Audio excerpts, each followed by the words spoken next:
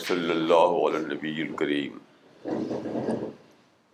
رب اشرح لی صدری ویسر لی امری واحلل عقدۃ من لسانی یفقہوا قولی.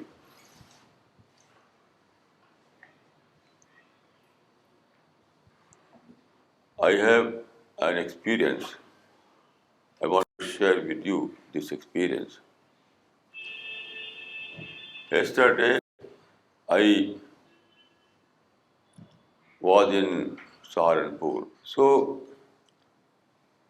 in Saharanpur, there is a group of CPS. They have established a center over there. The president of this center is Dr. Muhammad Aslam. So they invited me to participate in a program under this center. So I participated with some of my colleagues. When I reached, I saw that there is a mixed gathering, Hindus and Muslim both. For me, it was a complex situation because when there are two different groups, so it is very difficult to decide how to address this kind of gathering. So, at that time, a thought came into my mind that I must apply the principle that is called Talif al-Qalb. Talif al-Qalb is a well-known principle in Islam. Talif al-Qalb means softening the heart of people. Generally, people take it as a gift in terms of money and in terms of sheep and goat. But at that time I discovered that it is not limited to that kind of material gift. It has a general application. That is, we have to do the work in a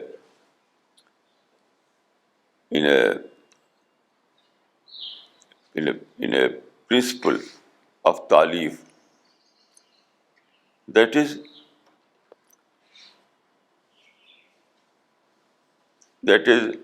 to divide the dawah work in two parts. First, we have to say something following the common ground. What is, according to Quranic word, kalama sawa. So common ground is like a first approach. It's the first approach. Then, in the second phase, we have to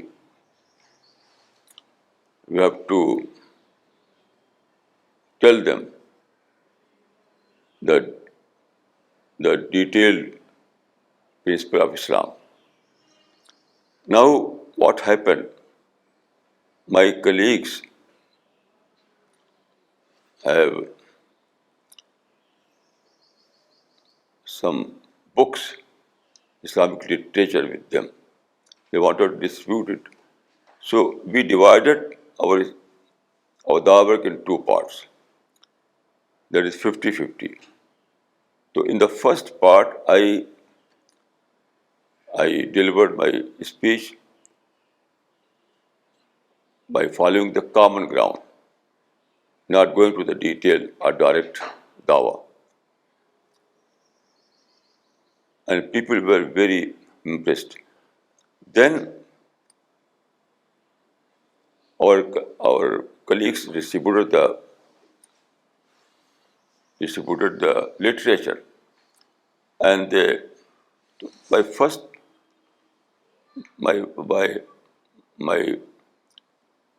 my speech have created already great interest in Islam. So they took the literature with great interest. So it was very successful. It was a discovery for me. If you read books or commentary of the Quran of Surah Tawbah, there is a verse in the Surah Tawbah, لِلْمُؤَلَّفَةِ قُلُوبُهُمْ. So this verse refers to the prophetic period. At that time, Prophet of Islam gave some money or some sheep and goats to those people who were new convert or they were not very, they were indecisive about Islam. So Prophet wanted to soften their heart. So people know only this kind of Talif al-Qalb, that is giving gift in material term, in term of giving giving giving gift in term of some material goods. But here I use this in psychological term. It was a kind of psychological talif. That talif was material talif. But now I discovered that there is another vast scope in psychological talif. And you give a speech and try to give them a dose of talif by following the kalama sawa, that is common ground. Then, after softening the heart, you can give them literature in which Islamic teachings are discussed in details. So this was very successful. I would like to say that in our modern age, this principle is very important, very, very important. You know, we are living in an age that is age of democracy, age of religious freedom, and age of tolerance. But people are not ready to listen against their familiar ideas, although they are tolerant, although they believe in religious freedom. But if you criticize their belief, then they become reluctant. So, this is the best policy, is the Dawah of wisdom, to divide your speech in two parts. First approach and second approach. In the first approach, you have to try to address their psychology, address their common mind, simply for the purpose that to soften their heart. For example, there were many educated Hindus, so I narrated a story. It was very, very effective at that time. I said that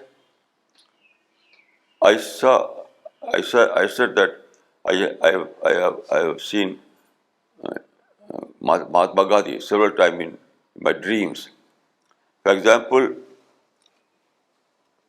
according to my diary, I saw a dream at May 15, 2001. It was a very clear dream and I have noted down this in my diary.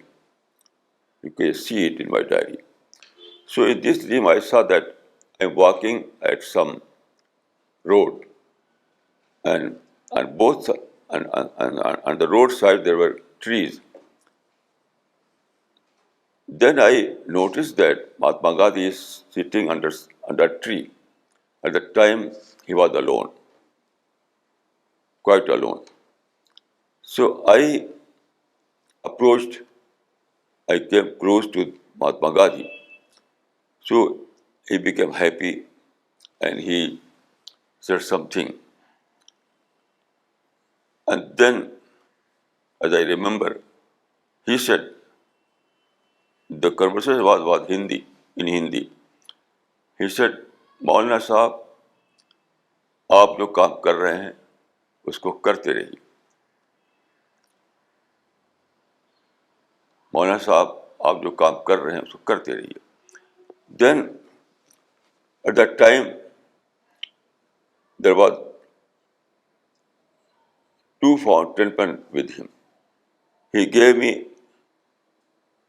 this fountain pen. First one fountain pen, then both the fountain pen he gave me. So there were some other details of this dream.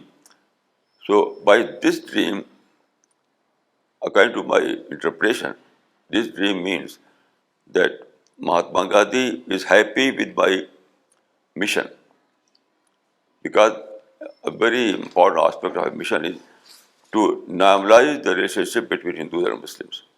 These is an important part of my mission.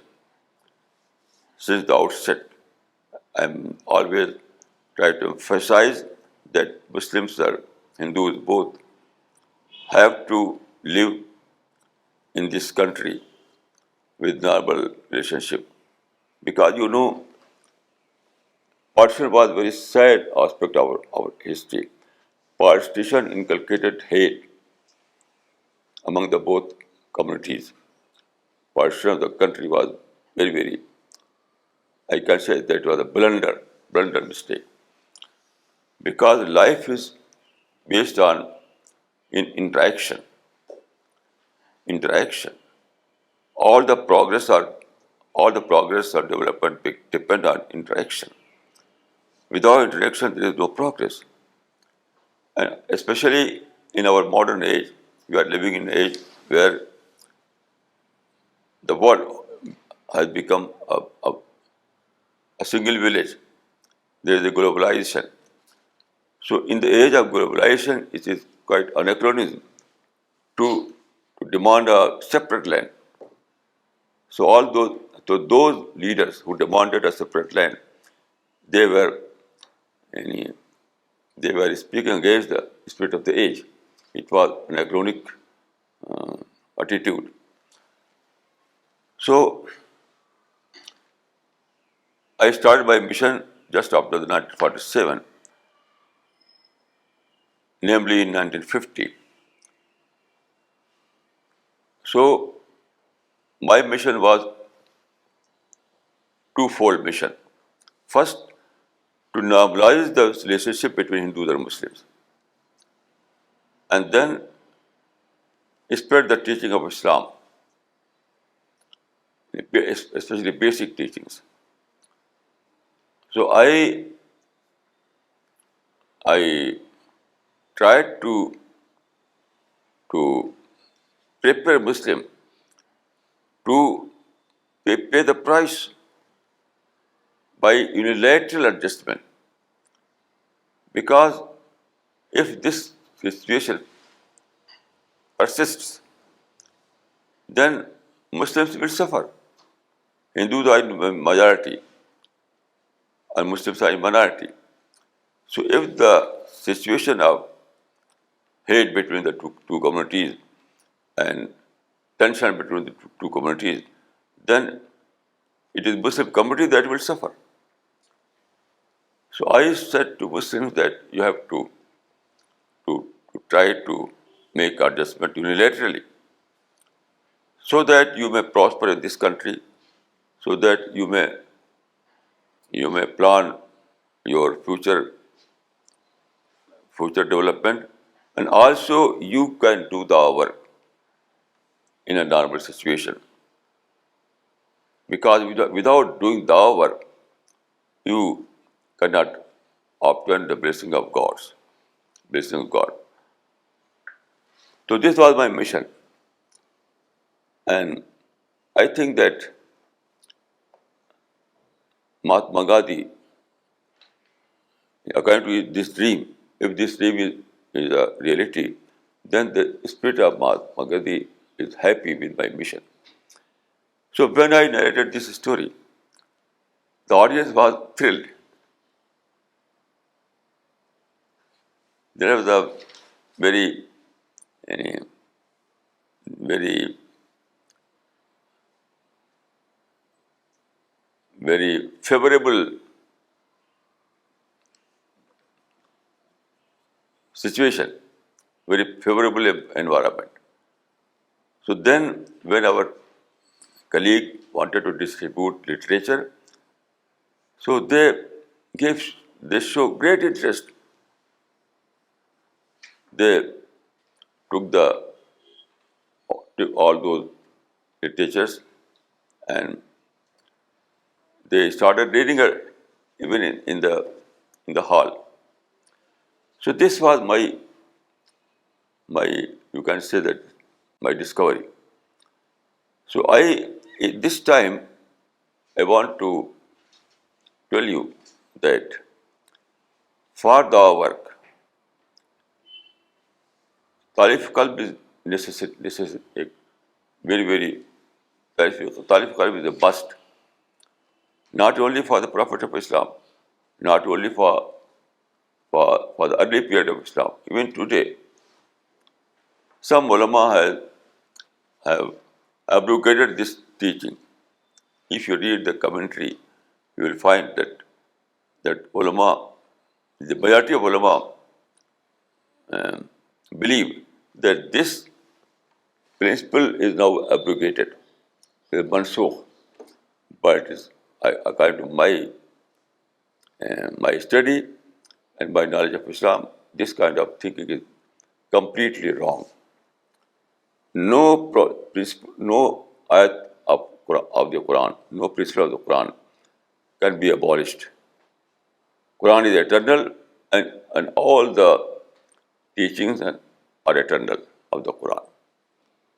So this concept of nas is completely wrong in as far as the Quran is concerned. You know, Quran is a book in which only basics were revealed. Quran is not a detailed book like Bible.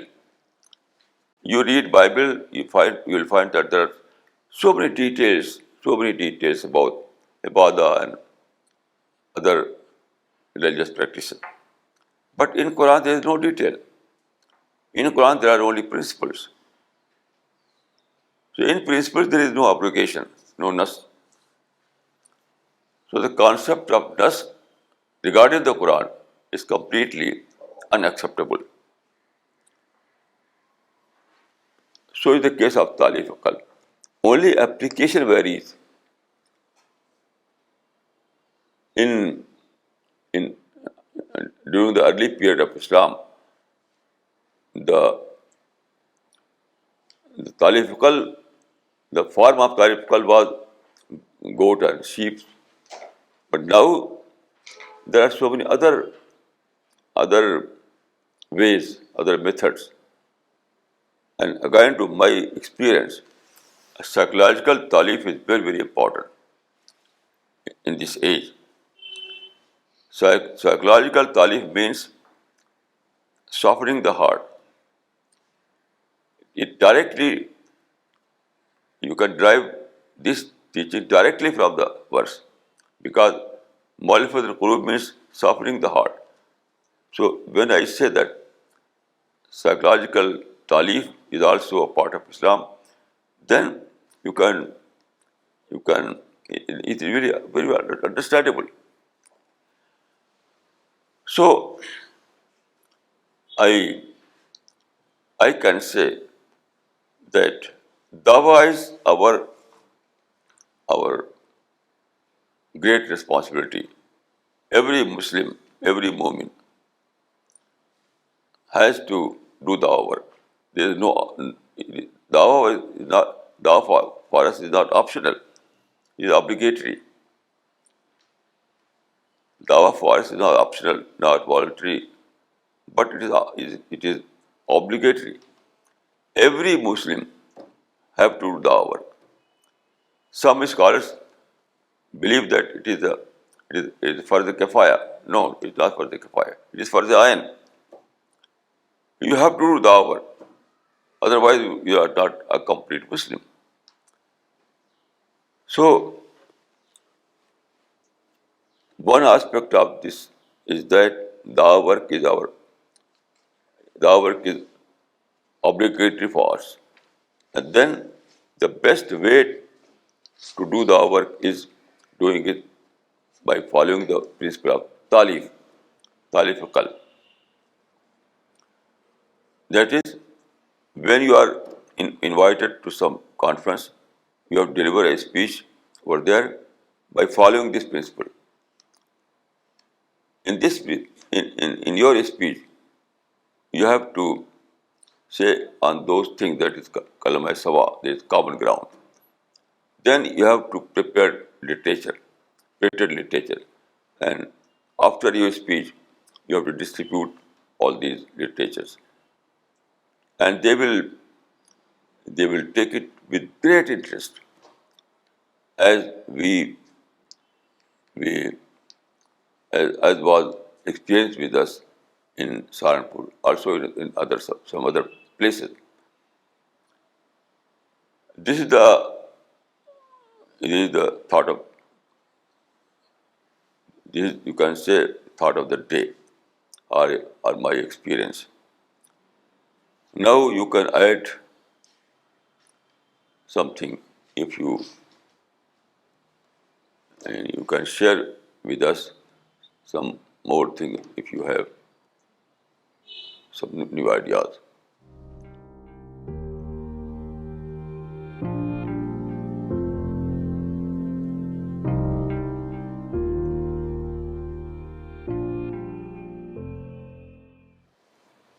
Maulana, why did the ulamas believe that this verse is mansukh now? It is based on a wrong inference. What happened after the death of the Prophet Islam? The Khalifa was Abu Bakr Siddiq radiallahu anh. So at that time, some some one or perhaps two persons came to Abu Bakr Siddiq radiallahu anh, and they asked a land. They said that Prophet of Islam was ready to give this land to us. So he gave them this land, and they were new converts. So according to this principle, Talif al-Qalb, Abu Bakr Siddiq gave him that land. So they were very, very happy. But when they came out, and there was Wali al-Khattab, they happily told him that Khalifa gave us this land as Talif al-Qalb. So Al-Zubar took that paper and torn it, and then they they they, they met Abu Bakr Siddiq, was Khalifa, that they said that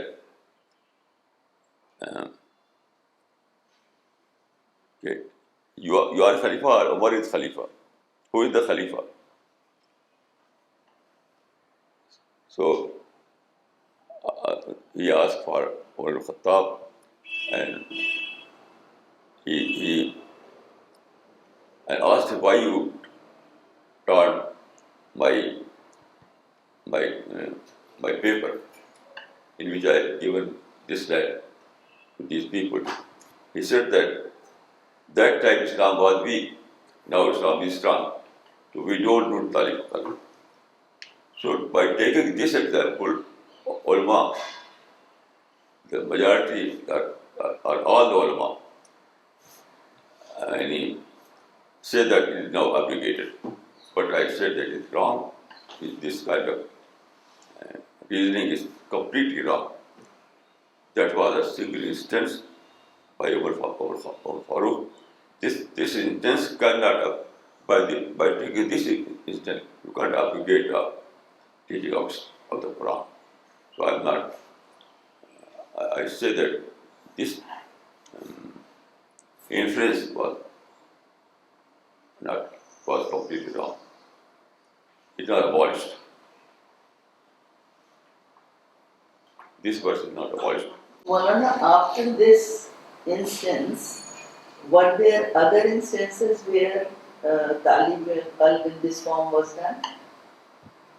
Was continued to be? You know, after the death of the Prophet of Islam, Muslims were able to establish an empire.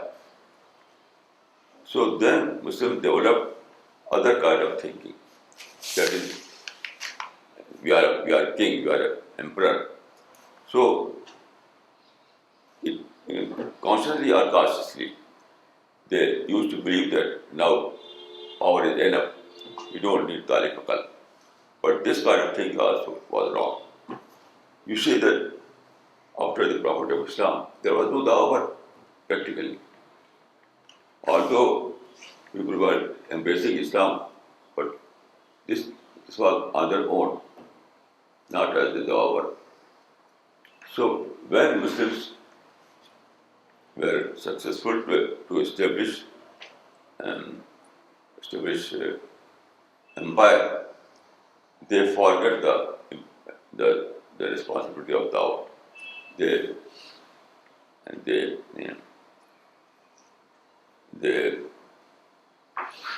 They engage themselves in political expansion.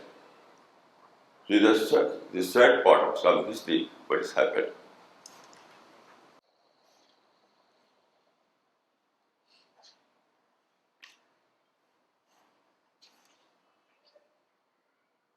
It is very difficult to understand that how one or two stray incidents be taken as abolishing or abrogating a principle clearly mentioned in the Quran.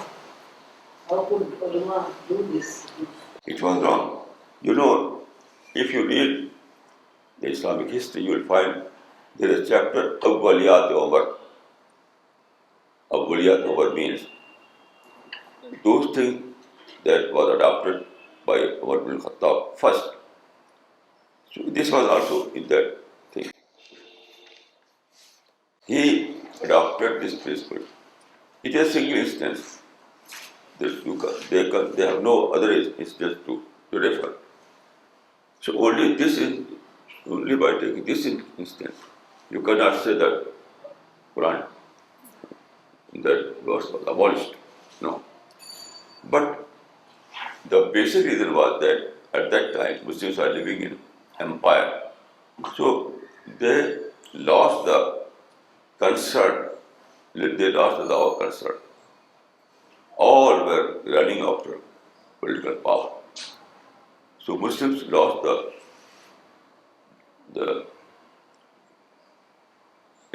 at that time there was dawah was not their concern. It is a very sad part of history, but it happened. There is no reason, no argument other than this single instance why they abolished the Talif al-Qalb.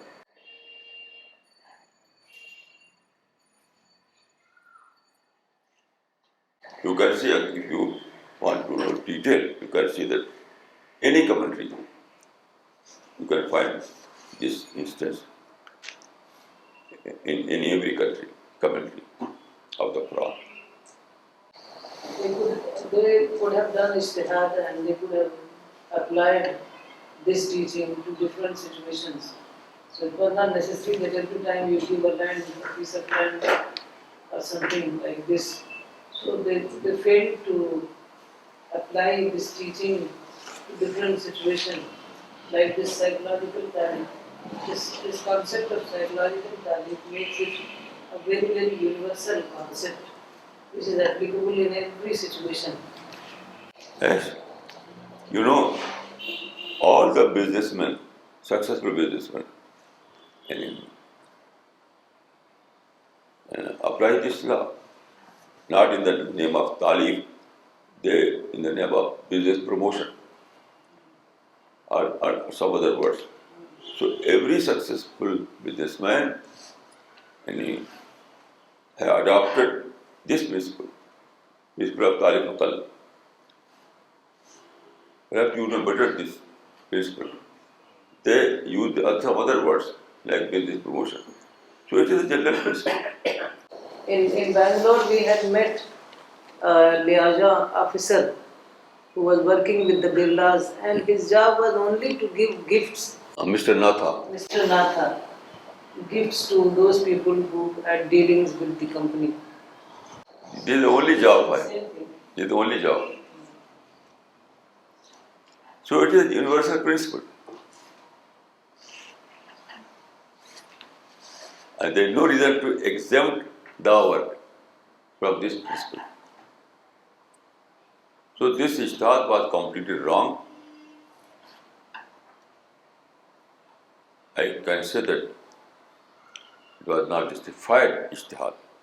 Maulana, is there any verse from the Quran or any Islamic principle which refers to the validation of this Talif al-Qalb principle, so that we can tell them that if one incident of Umar is being referred, but look, there are other verses or principles of Islam. This verse is enough.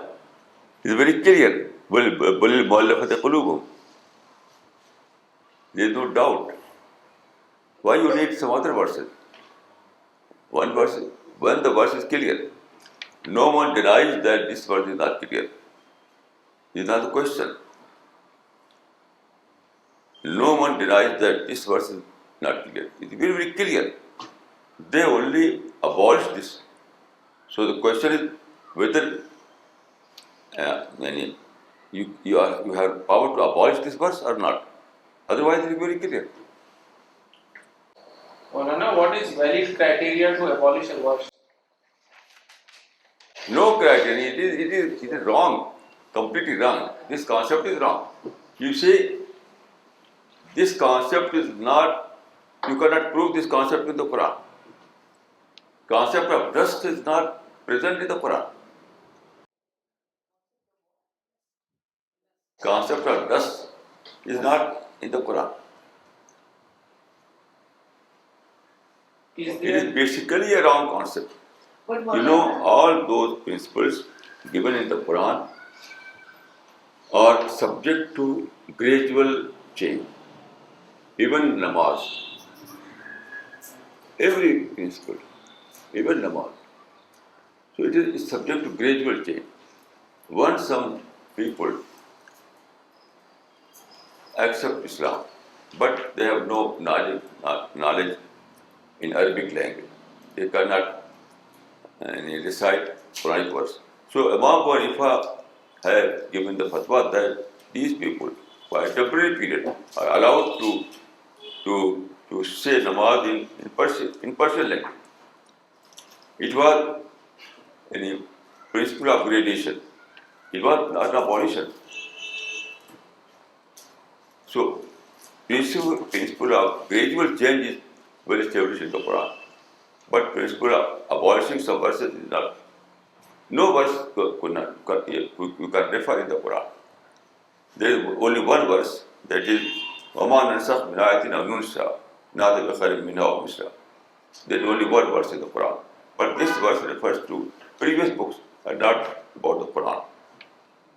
previous teachings. Previous books. مَا نَنْسَخْ مِنْ آيَةٍ نُنْسِهَا. ये सब क्या आयत है?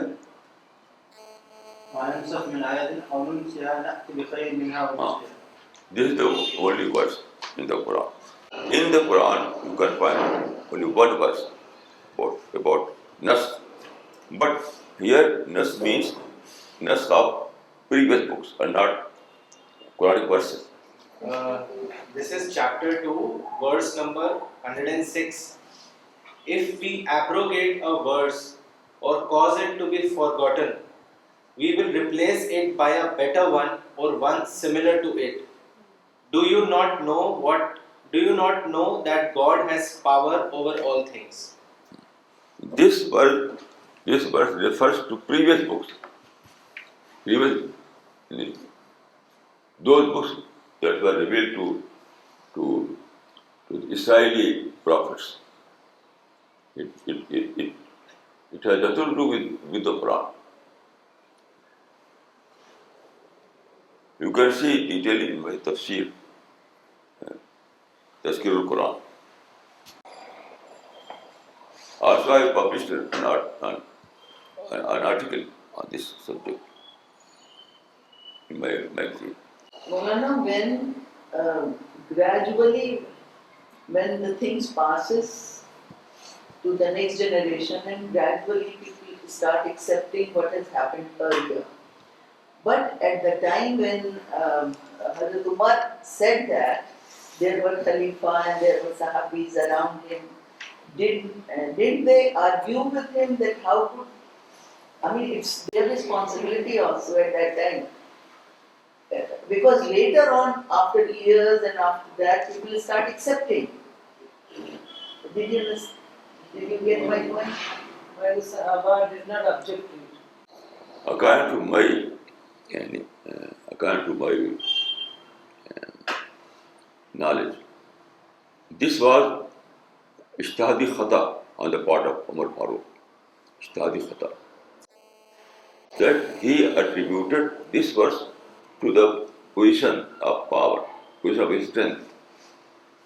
No, it was related to dawah. You understand my point? Umar Farooq related this verse to the position of strength, but this verse was related to dawah. That is eternal. Dawah is eternal. What you are saying in Maulana is that if you think this was ijtihadi khata of Umar, then that did not mean that you are causing disrespect to Caliph Umar.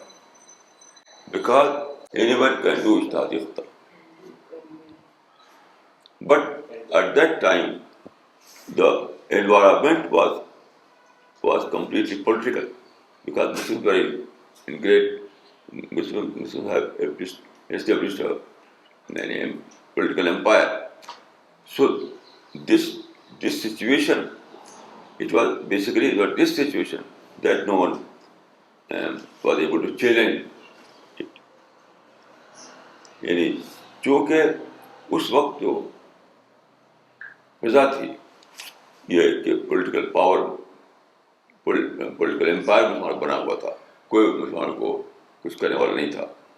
تو اس situation کی وجہ سے ایسا ہوا کسی نے اس کو challenge نہیں کیا اور چلتا رہا وہ بہت دنوں تک. وہ نہیں، اس کے لیے کوئی نہ تو حدیث ہے نہ قرآن.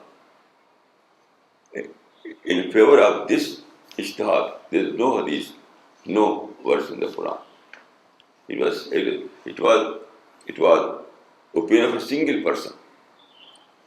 یہ ایک شخص کی رائے تھی جس کے لیے انہوں نے خود بھی کوئی ریفر نہیں کیا انہوں نے حدیث قرآن. صرف یہ کہا تھا انہوں نے کہ اس وقت اسلام کمزور تھا، اس لیے رسول اللہ نے طالب قلب کی. اب اسلام طاقتور ہے، اب ہمیں اس کی ضرورت نہیں. This was his own opinion. He never referred any hadith or any Quranic verse.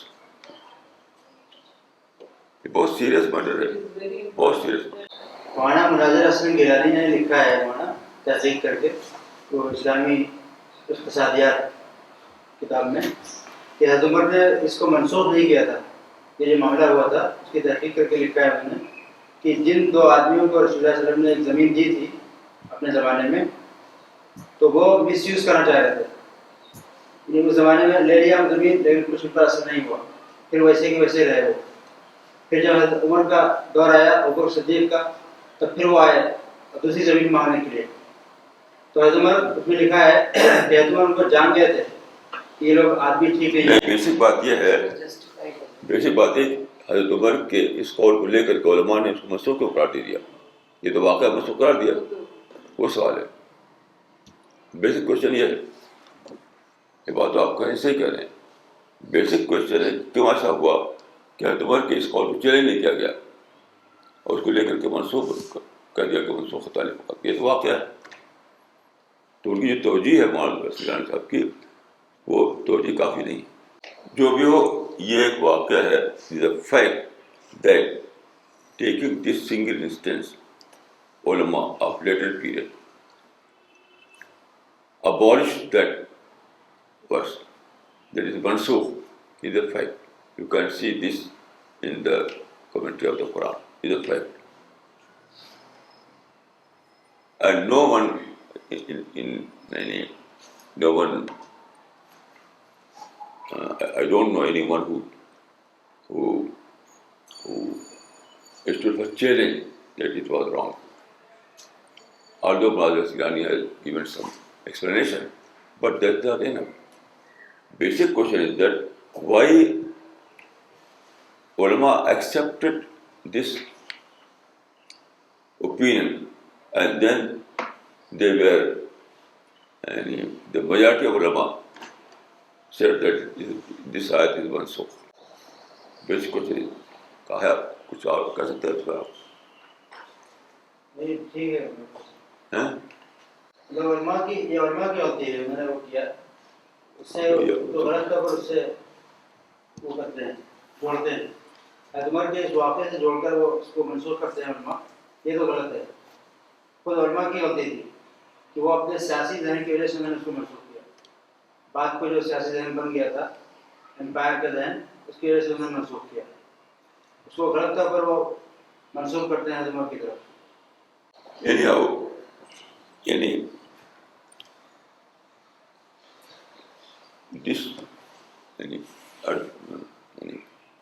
Today we want to discuss on the principle of Talif al-Qalb. I think that this is very important principle, and it is a very natural principle, because when you want to spread the word, then you have to soften the heart of the people, because people are conditioned in some other thought. Everyone is conditioned. So you have to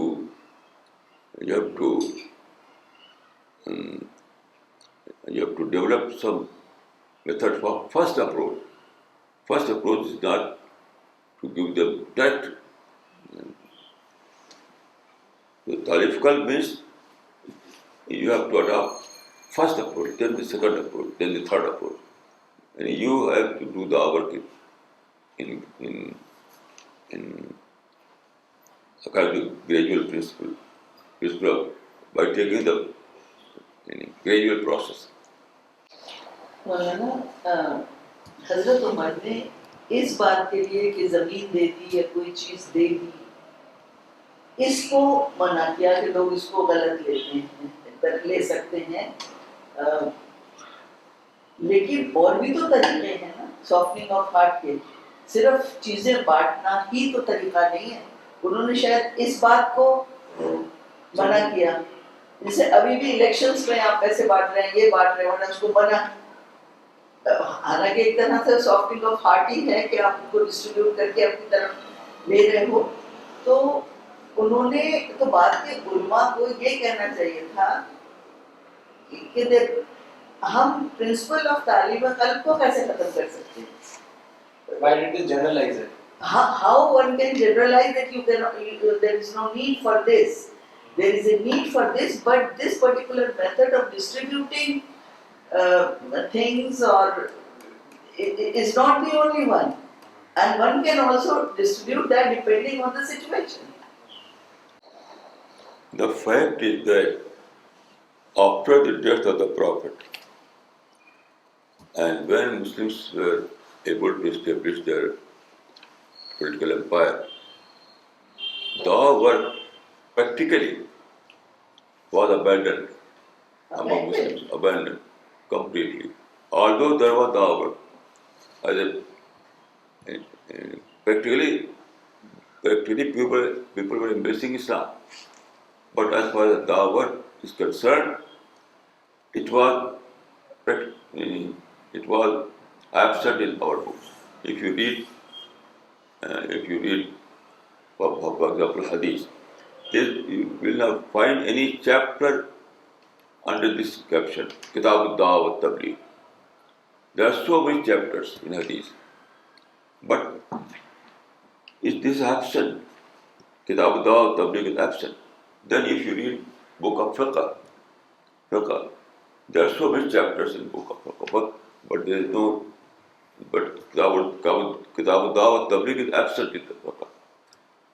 So Muslims all over the world, except Sufi people, Sufi people were engaged in dawah in some other way, not in the name of dawah perhaps. So all the ulama, I mean, perhaps there was no exception among ulama. All the ulama forgot the dawah. And the proof is that those books which were prepared by the ulama, so you can find Kitab Dawah Tabligh in these books. Books are any commentary of the Quran, Hadith, Fiqh, also other books like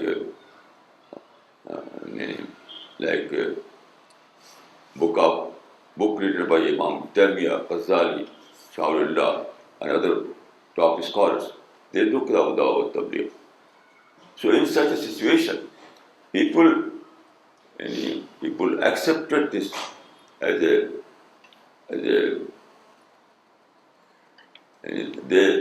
they felt they in this situation, perhaps this was not very important.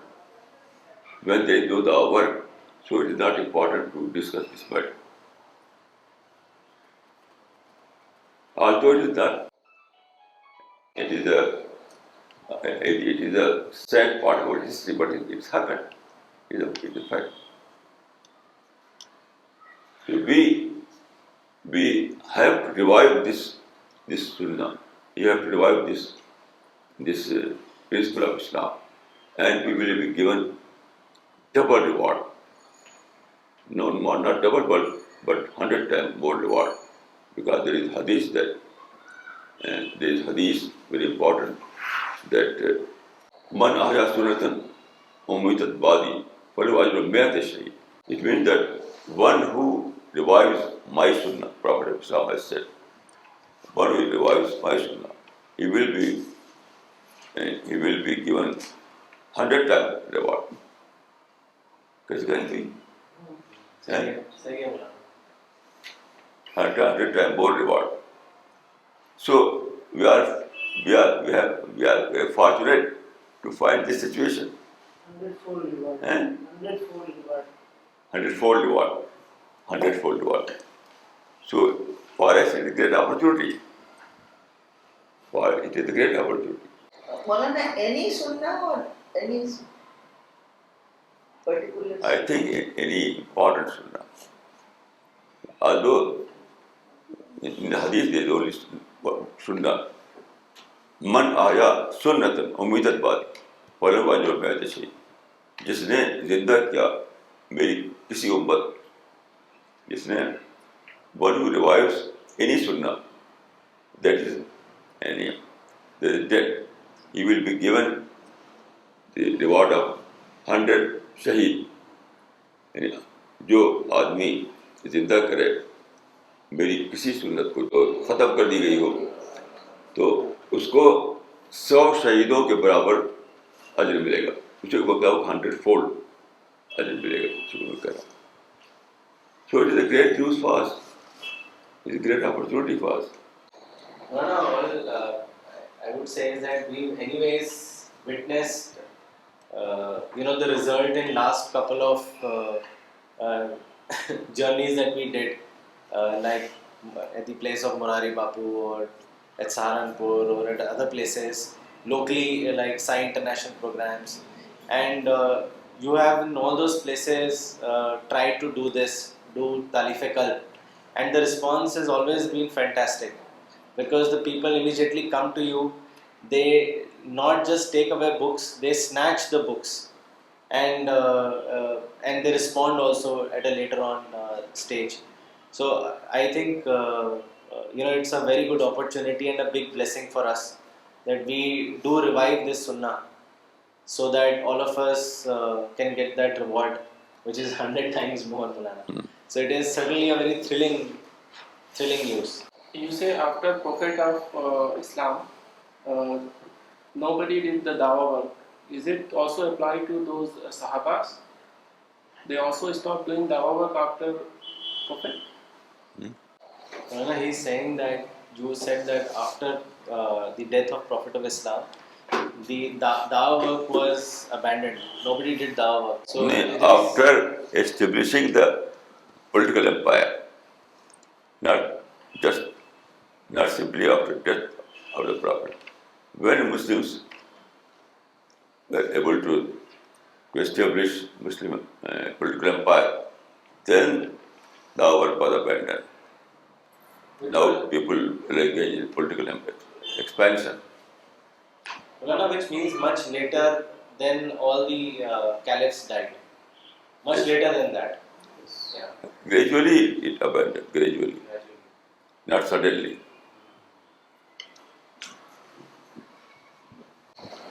Although organized dawah work was almost abandoned, but individuals were working, ठीक. especially the Sufis, and because the Muslims had become a dominant nation, educated nation, who had political power, so all these things attracted the people, and especially the teachings of Islam, of equality and brotherhood. So people were converting on a mass scale and on a regular basis. But had this work been organized properly, then the majority of the people would have converted. And the Sufis worked mostly among the downtrodden, and they were spreading their orders, their Sufi orders. But that order, anyone who accepted it, accepted Islam as well. So, देखिए वो मौलाना वाहिदुद्दीन गिलानी जो लिखा है वो मैं उसको सही नहीं समझता, इसलिए कि ये एक चीज़ है कि आप खुश एतक़ादी में तवज्जो करें कि हदवर का जो फेल है उस पर हर्फ ना है, वो इल्म चाहे इल्म पर हर्फ आ जाए। हमारे उलमा का एक कमज़ोरी ये है, इल्म पर हर्फ आ जाए तो आ जाए, अपनी शख्सियतों पर हर्फ ना आए। मैं एक साइंटिफिक नहीं समझता इसको। देखिए अकबर ने यह नहीं कहा था कि ये लैंड को मिस यूज़ कर रहे हैं, ये तो कहा नहीं था उन्होंने, ये तो उन्होंने खुद निकाला है। उन्होंने जो कहा था कि पहले इस्लाम कमज़ोर था तो रसूलुल्लाह ने दिया, अब इस्लाम ताकतवर है, अब हम उसको तलवार से निपट लेंगे। अकबर ने ये कहा था। इससे कहाँ निकलता है वो जो मौजूदा सब निकाल रहे हैं। तो शख्सियतों को लेकर के तवज्जो करना, मैं इसको अनसाइंटिफिक समझता हूँ। मैं ये मानता हूँ कि अकबर का जो कौल था वो इज्तिहादी खता थी, उसकी ऐसी तवज्जो करना जो मौजूदा किया है वो मैं इसको गैर साइंटिफिक समझता हूँ। Maulana, other than this, is there any other works which is abolished? Yes, any scholars believe that there are many verses, but all these, I don't subscribe with this notion. No verse of the Quran is abolished, and it's a very controversial issue, even among scholars. So I believe that no Quranic verse is abolished. The reason is that these scholars fail to understand that Islam believes in the Islamic method is based on gradual change. So sometimes you suspend a teaching, but that suspension doesn't mean that you have abolished it. For example, if one won't become patient, you will say that you can do tayammum instead of wudu. At that time, that hukm was mansukh for this person, but it's not mansukh. It was suspended. ये वक्ती तौर पर कोई साकत हो गया उसके लिए, तो उसको आप ये नहीं कर सकते कि मनसूख हो गया।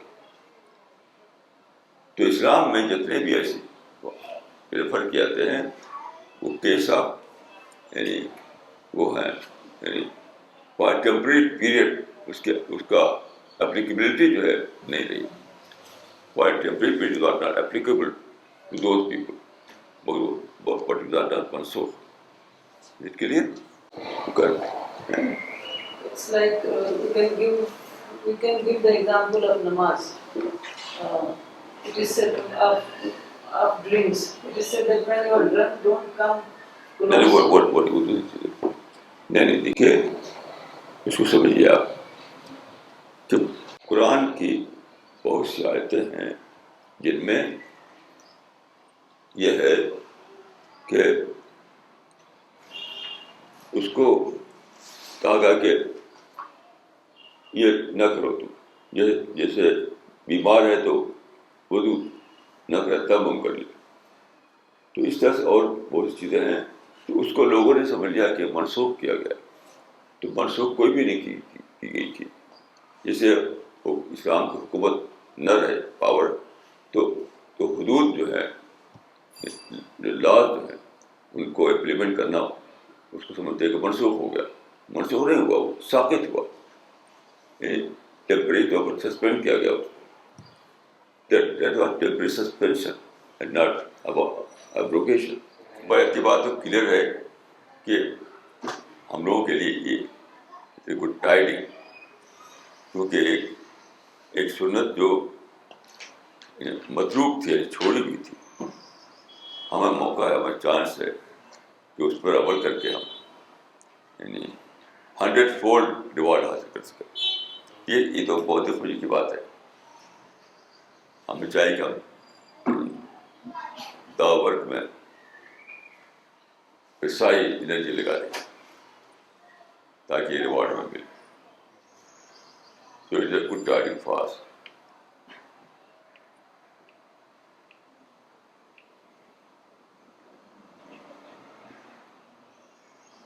غلطی اعتبار کے بارے میں کئی واقعات آتے ہیں کہ انہوں نے ایک فیصلہ دیا.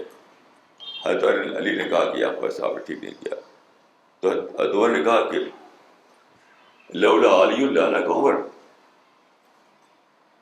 تو یہ مولانا وحیدالدین جو ہے ایک ہی واقعہ کو لیتے ہیں کہ اگر علی نہ میں ہلاک ہوا تھا, یعنی انہوں نے خود ایکسیپٹ کیا کہ میرا فیصلہ غلط تھا.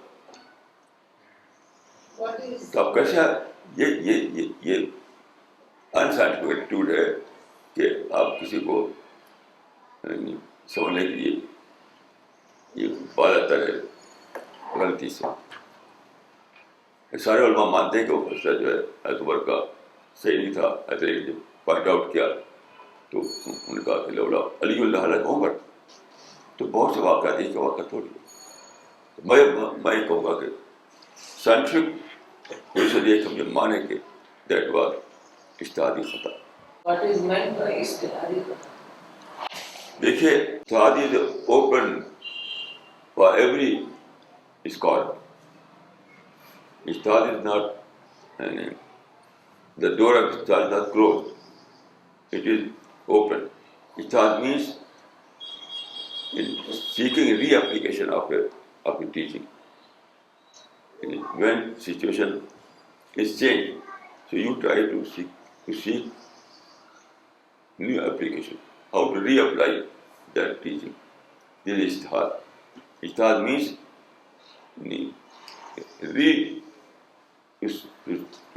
to try to redefine, try to reapply.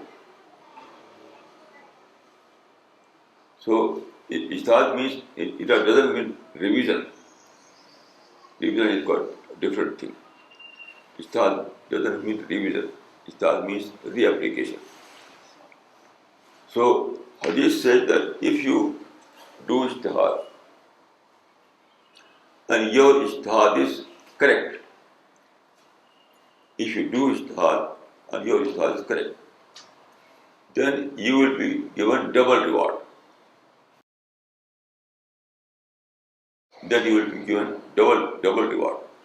And if your ijtihad is wrong, then you will be given single reward. In both the cases you will be given reward. It's very important to know this hadith. Very important. The Prophet of Islam has encouraged Ummah to do ijtihad with the only condition that your intention is not bad, your intention is good. If your intention is good, then you are free to do ijtihad. Provided you have knowledge of Quran and Hadith. If you have no knowledge, then you are not allowed to do ijtihad.